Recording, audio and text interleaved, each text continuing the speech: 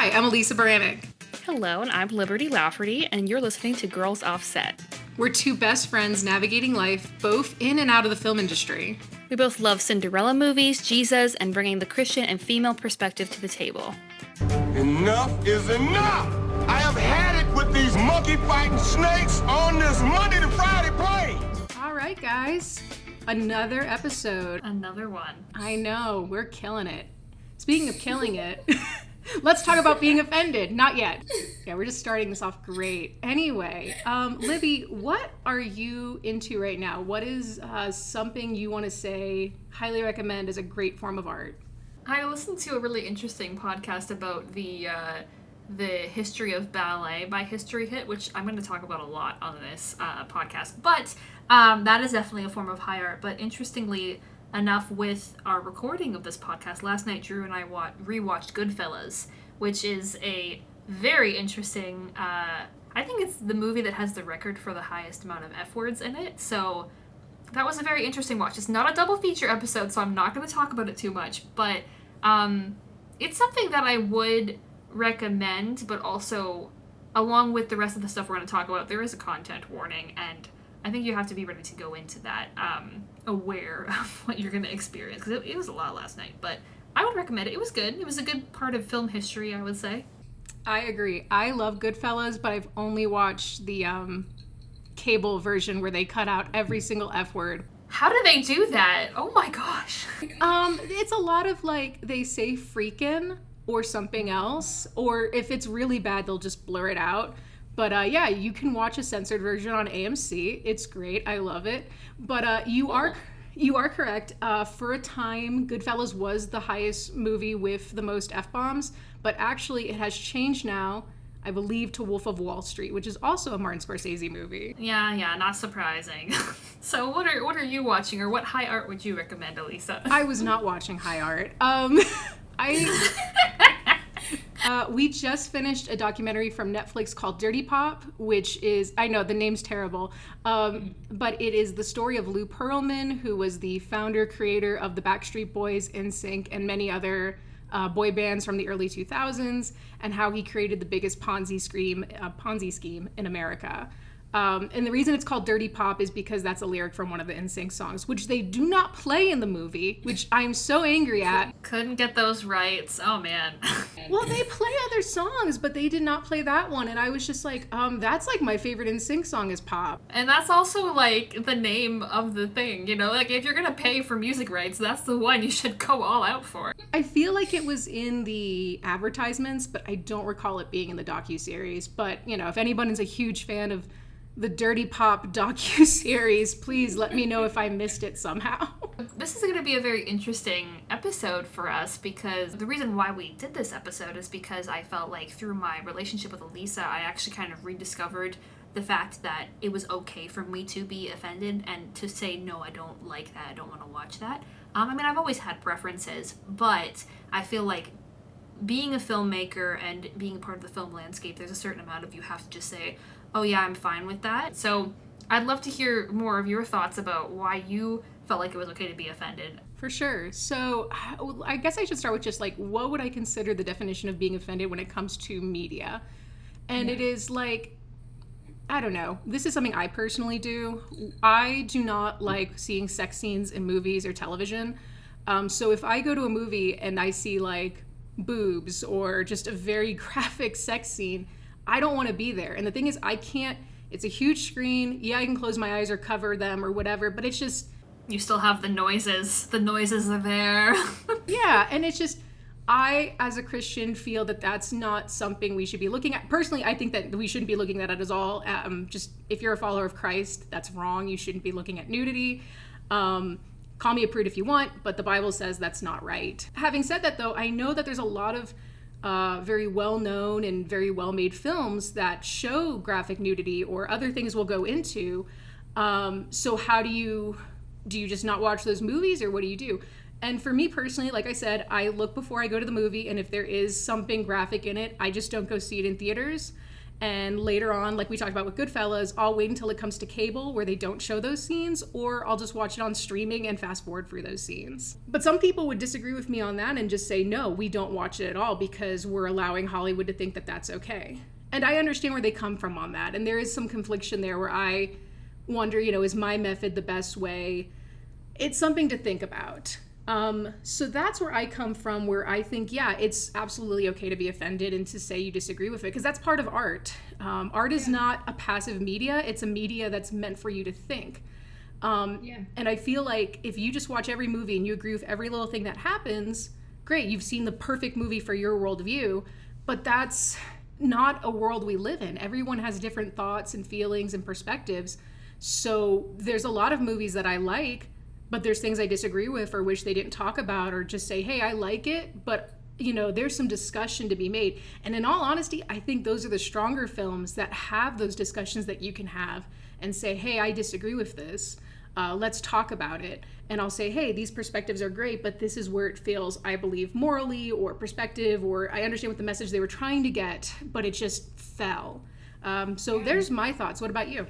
So there's a lot of what you said that is like super interesting, and I think you touched on the fact like, yeah, it is something that I would call more of a gray area, because it's like the more that I tried to consolidate my thoughts on it, the more confused I got about it, because I think, yes, there was a certain part of like the Bible talks about to think about things that are pure and lovely and worthwhile, and I think the word is like meditate on these things, and part of that is that we're supposed to be focusing on God and drawing closer to him, and in that way that we become more like him and more like a better person, and who he wants us to be. And I think it's really interesting with this content, because a lot of offensive content like violence or sex or things like that, they're a part of our life, so I think it's like I want to encourage people to say like, hey, if you have that moment where you say, hey, I dislike this, you should listen to your inner heart, Like I was very much raised with, if you watch a certain amount of violence in movies, there's a certain sensitivity that we're all born with, and that, like, we all don't grow up just being accustomed to seeing violence or accustomed to seeing graphic sex or accustomed to this or that. And the more movies that you watch and the more that you desensitize yourself to these things, the more you think that it's okay, but it actually is still hurting you. I don't know. I want to encourage people to say, like, if you don't like something, you don't feel like you have to, because I struggle with this of, like, feeling like I have to be a part of culture or feeling like I have to understand or just fit in with everybody, and that's not the case. And I think the other flip side of the coin of this is that the Bible talks about how the gospel is offensive to certain people and that truth is offensive. That's where I struggle with this, because it's such a gray area where there is the flip side of, like, sometimes people need to be offended and they need to be snapped out of certain bad habits or bad things. They need to be told the truth. But on the other side, if there's certain things that are going to be damaging, like, I personally don't think it's a good thing to see a lot of violence on screen. And I think there's a difference between me and a few men that I've met. I don't know if it's because I'm a woman, but I have a sense that certain people, potentially more women than men, are more sensitive to things on screen. Like, I've seen a lot of jokes where people, like, have to, like, quote-unquote explain to their wives, like, hey, this is not a real thing, why are you getting so emotionally involved? Which I don't like. I know. You can't see Elissa's expression, my friends, but she had a very, like, And I'm like, I agree with it, too. And I think it's, like, sometimes certain people just, they don't have the same level of emotional empathy that I do, or maybe most women do, when they see stuff on screen, where I can get more emotionally involved with that, where if I see violence, I'm like, ooh, or if I have a really scary, like, psychologically awful movie, like, it stays with me for a few days. And if I watched a lot of those movies, then I probably wouldn't feel it as much. So, I don't know. I really struggle with this, and I do think it's something that you have to figure out personally. You have to listen to your inner nature and decide, why am I offended by this? Is it because it's pointing out a truth in my life, or is it because I'm like, this is graphic and it is unnecessary? So I guess we can transition into, like, what would you say as offensive, or what is okay for you, Alissa? So everyone has their own perspectives of what they believe would be offensive. And, like, when we first talked about this, my mind was like, well, there's only three. It's profanity, sex, and violence. But then over time, I was like, okay, well then alcoholism, drug intake, horror films, magic. Because I know as a kid, like I think that was, just to get off a little bit off topic, and you tell me too, because you grew up in a Christian circle, and I don't know if it's like this as much as it used to be, but like I went to Christian school most of my life, even through college, and the conversation that would come up at like quarterly was what were you allowed to watch as a kid and what your parents told you couldn't watch. And you have The Simpsons, South Park, Family Guy, Harry Potter, That's So Raven. Yeah, everybody have their hands up if you can't watch those ones. Exactly. Like there was just certain things, and you'd always try to like, you wanted to one up someone and be like, well, I couldn't watch any Disney movie. It's like, so it was like, there was just always that, it was interesting, but you'd like, I wonder though, like, has that changed just a lot? Like for me, magic was iffy. It was case by case basis with my parents on what we could watch. But as an adult, I have no issue with like Harry Potter or just any magic films. Now, let me rephrase that. There are certain films that go very realistic into Wiccan, and that's where I draw the line, and those are predominantly horror films.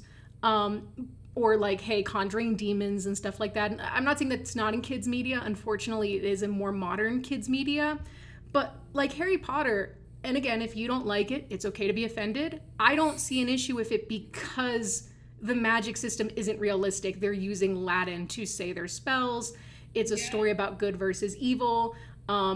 It's a fairy tale, and I think those are completely acceptable. But if you feel, I think like the biggest thing would be like, to determine what you're offended to, like Libby said, it's where you feel convicted in the Holy Spirit. So for me personally, where Libby finds violence just like is a no for her, I don't have an issue with it. And there's times I'm like, I need to have an issue with this because I'm a huge true crime junkie. I love documentaries about solving crimes and murders. And there are times it gets a little too far where I feel that I'm desensitized and I have to have those palate cleansers. So I do have to ask myself sometimes like, hey, should I be watching this? Because clearly it is, I wouldn't say it has a negative impact. I mean, I guess it does, because I just take everything like, and that happened. And then like, I'm like, that was a person though. Like that wasn't just like a fictitious character. A person died. This isn't make-believe. So there's that sense of, I don't want to lose my empathy in that. When you're ingesting something, are you losing something or destroying something? For example, one of my biggest hard stops was Bridgerton. I know. Oh man, okay, please go. Yeah, you're good. So, Bridgerton, huge show on Netflix. It's definitely for my demographic. I love just the Jane Austen style. Yes. So I started season 1, and there is a lot of sex and graphic nudity. Like they go to a place to paint naked women and everything. And I would just fast forward through it. But it just got to a point where there was just so much sex that even by fast forwarding it, I just felt uncomfortable. And again, we'll talk more about the female gaze and the male gaze. The sex scenes are just so catered for women that it's definitely trying to entice me, that I just felt like, I'm like, listen, if I keep going down this road, even if I keep fast forwarding it, this isn't healthy. This is not good for my marriage. So I just made the decision to be like, hey, I have to cut off. I can't watch this show anymore. And this is not to say, like, listen, if you watch Bridgerton, that's between you and God, where you feel you stand on that. But just, I could see where it was going. And for the sake of just, my soul, I was like, no, this is where I have to cut off. So for me, the biggest cutoffs for me is just sex and nudity. And another one, I don't hard stop typically, but I agree. People saying the Lord's name in vain. Because it used to not be that big of a deal, but now it's so commonplace because they're using our Lord and Savior Jesus as just a commonplace word, and it's not. There's a power with names, especially Christ's name. So I know people who will not watch movies if they say Jesus' name in vain, and that's, great for them. That means they don't watch really anything anymore, unfortunately. But in some ways, there's a part of me that's kind of getting to the point where I'm like, I'm getting to that point where I might have to cut off from that too, because I'm getting more and more angry for my Savior. So I don't know, what are your thoughts on that, Libby? And then what are your cutoffs, if any? Well, I think it's so interesting, like, with this whole conversation, this is entertainment, Like, what we're talking about is things that we put in front of us and we say, this is something that makes me happy. This is something that either numbs my brain or gets me through a few hours, or it's so entertaining that I'm emotionally invested in this, you know? So I think that's an interesting part of this whole conversation, is that as Christians, I think we're called to think more about what we're watching than just, oh, it's entertaining. And I think that's a nice thing about being with Christian friends, is that they ask you to think about those things, and they have their own journeys and their own consciousness, and they say, hey, because like for me with Bridgerton, like I first of all, I didn't like the writing a lot because I'm a little bit of a snob when it comes to the Jane Austen. Like I actually read Jane Austen's books, and I like Bridgerton right now, but I would say that the writing in no way compares to when you actually get to read Jane Austen, or if you're reading Shakespeare and you understand it. It's like there's just such a wonderful... I'm going to rant about Jane Austen so much. I'm going to stop myself real quick. Point is that Bridgerton's writing is not up to par, but it kind of gets the essence of it. And so for a while I was like, oh, that's dumb. Oh, it's just like softcore porn. Like I make fun of my roommate for watching it. Like, sorry, Marina, I love you. And I'm in it now. And now that the third season came out, I watched the second one, and then I watched the third one, and I'm relatively invested in it. But I agree with you. Like the sex scenes, as a feminist, quote unquote, like I do support more stuff from the female gaze, because yes, we are going to hopefully have a chance to talk about that in a future episode, because it's a fascinating subject about film history. So I do support that overall, because a lot of cinema and a lot of this offensive content has been catered towards men. But I do feel like I can support a show that is trying to cater towards women. But I also know that it's like sexual content isn't just something that I just see and then I don't think about it. Like, you know, if you watch a comedy and you hear a funny joke, it's like, oh yeah, that's funny. And then it doesn't like have the same psychological weight that sex scenes or violence or stuff like that does. So what would be a cutoff for me? I don't know. It is very much a case-by-case basis. Like, I think the other aspect of this whole situation or the whole conversation, is that, like, there are certain movies that they include offensive content, but because the overall story is good, I can forgive it. And then there's other movies, like, that they have really bad content, and the story is something that I can't get behind, so I find that even more offensive. So it's not even just, like, seeing violence on the screen, but it's also why is the violence there. So, like, my two examples, I'll say. The first one is Tarantino's Hateful Eight. My husband loves that movie. I do not. And the reason is because it's a lot of violence, it's a lot of language, and it's an incredibly well-done movie. Tarantino is a great director, so don't come at me. But I really don't like that movie because there isn't a moral. There's no character to root for. Every single person in that room are awful people.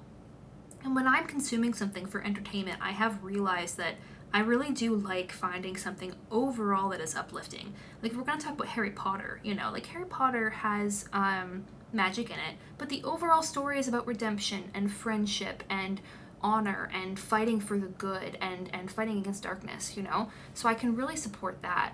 And then the other, like, on the flip side of that, like a show that has, or a movie that has offensive content, is Everything Everywhere All at Once. And it is a beautiful story about friendship and relationships and marriage and people working through their issues and finding love with each other. But they also have rubber penises and references to BDSM. And I'm like, I don't like that, and I don't support that, but how can I, like, that movie meant so much to me and touched me and encouraged me, like, in this way of just, like, getting through relationships, and I loved it. I had a wonderful experience watching that movie. So that's where I'm like, I said things that are okay and things that are offensive. It also matters of the movie watching experience. And the last one I'll bring up as an example is when I watched The Northman. Now, The Northman is a incredibly well-made movie. It has a massive budget, but I felt like the overall experience of watching that movie in the theaters was offensive because I didn't care about any of the characters, and I was like, this is not what I want to see in a movie. So there's like a sliding scale for me of like what is offensive, and it really depends on how things are used. So I wish I could say like, you know, this and this and this, but I feel like I'm still evolving in this, and I think we all have to give ourselves space to pray about it. I think what is difficult for me in this whole conversation too is being okay with saying no, because I really do struggle with I want to be a part of culture. I want to be able to talk to people I also struggle with, like, I really want people to like me, you know? So it's like, when I say, oh, I don't like that movie, or I can't watch that, it always, like, puts up a wall or something, and I don't want people to feel like that. So, like, to look at me and say, like, oh, I can't talk about that with her. I find that frustrating, and I guess it relates to this whole conversation of, like, I want to talk to people directly, and I also want to be aware of how the world works. Like, I don't need to live in a naive bubble, and I don't need to just watch, you know, Christian movies that preach to me things exactly as I agree with. There are certain people, like, that have, you know, gone through prostitution, or they've had horribly lives, like they've been trafficked, or they've been, like, they've gone through refugee situations. Like, there's going to be some very hard and difficult, there already have been difficult movies that have come out of the war in Gaza, because people have died, and that's their lives, you know? And so I can't condemn, and I can't, like, whatever, like, I have to honor the fact that the world is ugly, and that as a Christian, I understand, like, if there's entertainment versus, like, educating myself, those are, like, two different things, but I don't know, that's where I really struggle with this whole topic of things. It's like, I don't want to deny anybody's lived experience, you know? I understand where you're coming from, but one opinion when it comes to, well, I want to watch movies so that I can understand other people's perspective, because I think that is important. Like, at the end of the day, I'm a Christian, Jesus is the truth, and if you are against that, I'm just going to be like, well, you're wrong. But I'm willing to understand where you come from and why you think that way, because we can have a discussion and talk about it. But I don't always think that film is the method always to understand someone's perspective, especially because I feel like film, I'm not saying that film can't be intelligent. A lot of the time it's not. It's just like, this is my perspective, and anyone who is against it, I'm going to just do a very flanderized perspective of you just being either the dumbest person on earth or just pure evil. So it's not even, I mean, yes, you're getting their perspective of what they think, but it's not a conversation. It's just a soapbox. So I think that in some ways, to understand the culture, because I think as Christians we're not supposed to be in the culture, but to have an understanding of the culture, and not just be like, I'm not going to just live in a rose-tinted world where nothing bad happens, and prostitution, human trafficking, just every issue in the world doesn't happen. No, we need to know those things. But I think that film might not be the best way to do that. I think the best way to do that is to have conversations with the people that God puts in your life. And that's one thing when it comes to being offended, is just, like I said before, what's coming out of that. You might be like, oh, but he's an artist and he makes beautiful images. And I'm like, that's great. I don't need to see everything that's beautifully made. You know, we have nature, we have what's outside, and that's just as lovely as film and television, if not more so. So when we look at it from a Christian perspective and it says, hey, I feel like I need to change what I'm watching, these movies aren't okay, your first perspective is like, I gotta cut off. And when you cut off cold turkey, you're gonna get back on. I'm not saying that it won't happen, but saying cut off is a very hard thing to do. So instead of your mindset being like, maybe you listen to this podcast and you're like, you're right, I shouldn't be watching these kinds of films or what have you, or I feel compelled. Instead of saying I'm cutting off, I'm replacing it with this. I'm filling it with this. Yeah. Because I think that, again, our topics are always going to be about film and television and art, because that's what we focus on. But I do want to tell this to all our listeners, there's more to life than those things. I'm not saying to, like, completely shun yourself unless the Lord calls you to. I think there is room for art and beauty because God makes us creative beings. But don't let that be your life. Because, oh my goodness, I did for a while, and it was just, I had no personality. Yeah, and I think that, I don't know if that happens in every industry, but it does happen a lot in the film industry. Like, a lot of people where it's like, I'm just a movie maker. I really like how you talked about replacing something, because we have to also consider, why am I watching these things? And there's a really interesting Francis Chan sermon that Drew and I listened to, and I referenced it earlier in the episode where I compared, like, numbing my brain. He said a lot of Christians, they might not drink alcohol, they might not do drugs, but you might be watching Netflix, and it's because human beings have a tendency to seek comfort and to seek just numbing themselves from how difficult and stressful and hard life can be. And, like, I don't even have kids yet, and I already do that, and I know that I've seen with some of my friends, like, you know, like, it's hard to raise children. It requires a lot of energy, and then at the end of the day, all you want to do is just relax and not think, or just have something that will just keep you so engaged, like playing a good video game or something. So yeah, you have to think about, why am I going to this thing? And is it a healthy reason why I'm watching this? You know, is it a healthy reason that I'm obsessed with this? Like, right now, I play Minecraft, and when I was in high school, I would play it obsessively, and it came to a point where I had to just step away from it because I would just spend, like, I still do, I'm back to it now, but I feel like I'm in a slightly more healthy position, I guess? Like, I don't know, but I feel like you just have to, part of this whole thing is there is stuff that, if you see it changing you and you see, like, I can't step away from it, why am I watching this? Is it something that I could be doing with Jesus and, like, spending more time with him and getting closer to him and reading the Bible more? Like, are those things that I should be doing instead of distracting myself with something else? I think, yeah, because I think at the end of the day, I don't know where it says this in the Bible, but I know it says this in the Bible. In all things you do, bring glory to God. So when you watch a movie, does it glorify God? And again, there's an importance for rest, and it's okay to watch movies and television. Just know where your heart is, and is this glorifying God, or are you coming out of it a mess? I do want to ask one more question before we go into our third topic for today, and that is, you, both of us being, well, I'm 30 now, but being in your 20s and 30s, you're no longer with mom and dad, and you may have, you know, mom and dad put certain boundaries in order to say, hey, you're not doing this, you're not watching that. You're no longer a part of those boundaries. You have to create now your own boundaries. Do you feel that when that first happened, was it because you had everything at your feet and nothing was denied to you? Do you feel like it was difficult creating those new boundaries? I mean, I think from our discussion, we're still building those boundaries on what we think is appropriate and what is not appropriate. And again, it's a case-by-case basis. But like for me, at least, music, especially because music has gone, like, especially like girly pop music, has become so sexual or so depressing, but it's what everybody likes and it's catchy, that it's something I struggle with, because I will listen to the music and I'm like, oh, the music is so catchy, but the lyrics are terrible. But I'm an adult and I'm experiencing those things. So is it okay for me to sing about it, or is it not okay?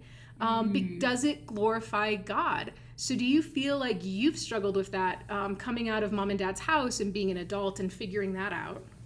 So I think stepping outside of, like, becoming an adult and finding that out for myself, like, I love my parents, and I don't want to do things, like, I have a good, healthy relationship with them, and I don't want to do things where they look at me and they're like, oh, but there are certain things that they felt that they have their boundaries with that I'm okay with, and we just have to both be adults, and they are, and they're wonderful, and they still love me no matter what, and I love them.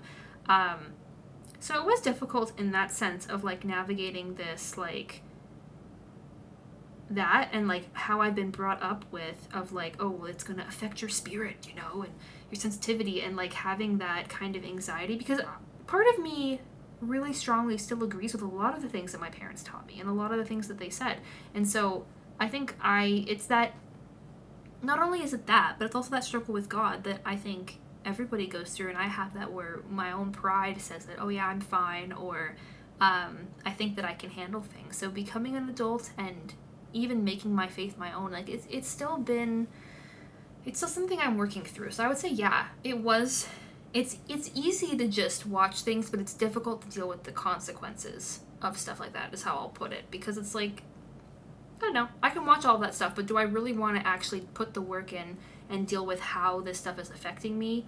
Maybe not, because I just really want to watch it, or, like, I really want, there's a lot of other, I'll use the Christian word, vices, which is a great word, but there's a lot of things like that where, you know, you kind of think it's okay, so, I don't know, even having this conversation with you can make things more convicting, and I think that's very healthy with Christians, is I think we're called to encourage each other, but we're also there to be a mirror to each other as well. No, I loved having this conversation, and I think we're very much on the same page with just the idea of, you know, leaving mom and dad's house and making those decisions and being like, I just want to watch it, and I don't want to be convicted, but it's part of it. And I think that just I know, for at least for me, when I watch certain things, I'll come out and be like, I feel terrible and I'm mad at myself that I did that. So it's, I don't know, my thought would be, just for anyone listening, it's just like, listen, if you already feel convicted before you put it on, just don't put it on, because it just sucks more after watching it and being like, why did I do that? I speak from experience on that. But I wanted to end our conversation on just like, as we said before, we live in a broken world. Stories need to be told, and sometimes we want to be honest, we want to be truthful. We're not Mary Poppins, like making this all G-rated Mary Poppins Disney fodder.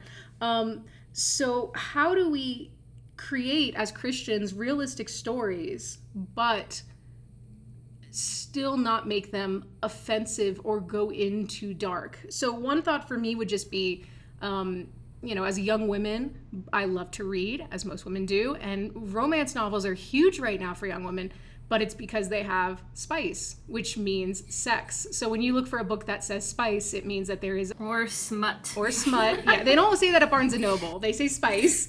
They don't say smut. But you're expecting when you read those books, you're going to get softcore porn. And then there's the no spice, where you get none of that. So how do we... So... let's say you want to tell a story where a married couple have sex, but you don't want to give that description. There is you could call it a closed door relationship, which means that everything in the bedroom stays quiet, but you knew that something happened. Or maybe you want to tell a story of an affair. How do you do that without going into the spice? You would just say, hey, they went into the bedroom, and then the next day stuff happened. What are some other examples, Libby, on your end? Would you say we can tell realistic stories but not have to be grossly offensive, or I think there's another word I want to use. Or just graphic. It was like there was one Christian film festival that I went to, and they pointed back to the Hays Code, that 19th, for people who don't know, the Hays Code was this set, so... Film history time. The Hays Code was when they made a whole list of rules that you can't show all of these things. And to a certain point, I think Scorsese shows it, in what movie? He shows it in The Aviator. Howard Hughes or something, he becomes a filmmaker, and it's in the 30s, and he gets penalized because he shows like a shot of women's boobs or something, and it's just like, the woman's clothed, but like, they were saying that her dress was too revealing or something. And so he points at a whole bunch of other movies that have been passed. So the Hays Code was, I would say it had good intentions potentially, but it often ended up just kind of shutting off a lot of artistry. And then, this is where I struggle, because I go back and I can see both sides of it. Because then in the 50s, you have a lot of very inventive movies where they would show a lot of very serious and dark things, but they would hide it. They would hide the graphic parts of things. So I don't know. I feel like every time I try to say that something is like this or that, I always come up with the other side of it. Alissa, where was I going with this? I'm lost. What was the question? You're totes fine. It was great that you gave us a history lesson. So my question is, how are ways that we can tell realistic stories that might have some... Yeah, okay, there we go. Wow, okay, thanks for hanging in, guys. We went on the history train and we're back off of it now. Okay, so I think for me, I would have to say, like, because there are certain novels that I want to adapt, and they're Christian novels, so they don't go too in-depth, and there's certain stories that I want to tell. I don't know. I think the better way is, like, whenever you put restrictions on yourself, you can often find more inventive ways to kind of get around it. So I think for myself, like, I think about the actual reality of filming nude scenes. Do I want, as a director, as a producer, do I want to sit in the same room as my actors and see them naked for weeks on end? Because most scenes that are sex scenes, like, think about Bridgerton, it takes them a week to film the bedroom scene, at least. Like, do I want to be there and make my actors be naked? I would not feel comfortable with that. For violence, honestly, like, to film and to be in the part of the process of filming violence, it's more fun, and it's more kind of just like, oh yeah, we do special effects and everything. So I feel like that's how I would frame it as a filmmaker. What do I actually want to put myself through in the process of making this, And I think too, like, I would also want to do stories and create stuff that would empower people. Like, I think about the movie Ever After, where it has a few swear words. It is my absolute favorite movie. We're going to talk about it at some point. Best movie ever.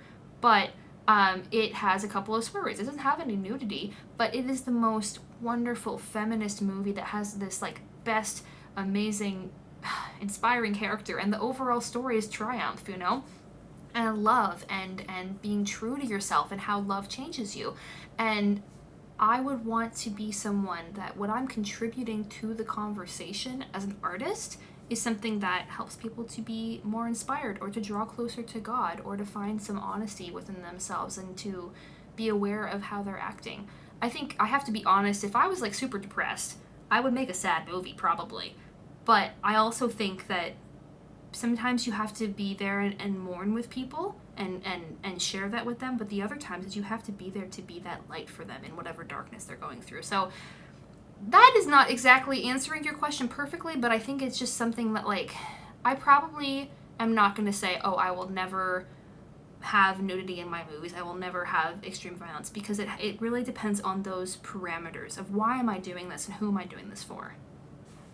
So, yeah. How about you? I think there's ways to be creative about it. Like, again, having the closed door relationship okay, this is a huge spoiler. So if you haven't seen Jojo Rabbit, just fast forward a little bit. But one of my favorite movies of all time is Jojo Rabbit. And there is a focus, there is a focus on shoes because Jojo cannot tie his shoes. So his mother always ties them. And then you see her put her shoes on. Eventually his mother dies, but she gets hung in the public square. They don't show her hung in the public square. You just see him walk in the public square and he sees her shoes above him, but you never go up any higher than that. And that is how you portray, I think, tragedy and violence without having to show it in graphic detail. Well, I think it's such a beautiful moment where they protect privacy, you know? And I love that example. So that would probably be one of my personal favorite examples of just showing it in a way where it's like, you know what's happening. And I think it shows the viewer being more smart, because I think that's a part of film and storytelling is show, don't tell, and setup, of course. So I feel like instead of just being like, I know people are like, well, then we're going to show you having sex. It's like, no, you can do it in a tasteful way without having to be just blatantly obvious and giving the audience something to think about or to chew on or to understand. Again, this is a little bit more around the Hays Code, but the film, I believe it's North by Northwest. Yeah. He ends up falling in love with the girl, and they get on the train, and then they go into a room together, and then it cuts to the train going into the tunnel. I think that is a classier way of having that conversation. Again, I don't agree with it. They weren't married, but again, it's classy. So yeah. It's so hilarious. So you think about another movie, Double Indemnity. I don't think they show them like having sex or anything, or even I don't know if they imply that they were like sleeping together. But these older movies, you know, where they figure out other ways to show it. You know, I feel like Hitchcock, though, the type of guy that he was, if he could have, he probably would have. But I think, didn't he like show a toilet and that was like super shocking and psycho or whatever? It was like the first time a toilet had been shown on the screen or something. Anyways, you can fact check me, my friends, but yes. That's weird. Toilet. But that's the other thing about offensiveness, is that it is very time-based and very cultural-based. It's a whole part of the conversation you have to ask yourself. So I'm just going to give my final thought, and then I'll let Libby finish this off.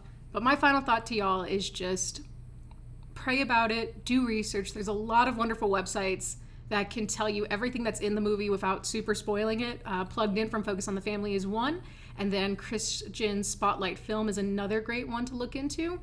And just pray about it. Again, if you are feeling a certain way, you know, analyze what you're putting into your body when it comes to film, art, music, television, books, what have you, and honor God and glorify God.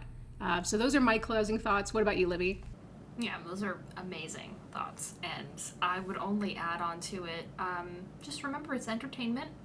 God doesn't call us to be happy or comforted our whole life, and I think too of like, you just want to think about the time that you're using, and that's what I challenge myself with too, of like, I don't want to scroll on Instagram for 3 hours, because could be using that time in so many other ways, and I think that's also just part of becoming an adult, you know?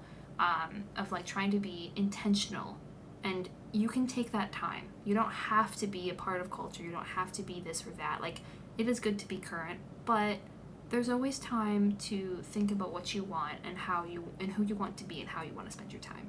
All right. Cheers, girl. This was an episode of Girls Offset. We'll see you next. Yeah, hold on. This was a. You got this. That was so bad. Okay, bye. Bye. Hey, thank you so much for listening to Girls Offset, the podcast where you can count on the Christian, female, and film industry perspective. I hope you have a great rest of your day. Jesus loves you. Bye. Oh, fudge. Only I didn't say fudge.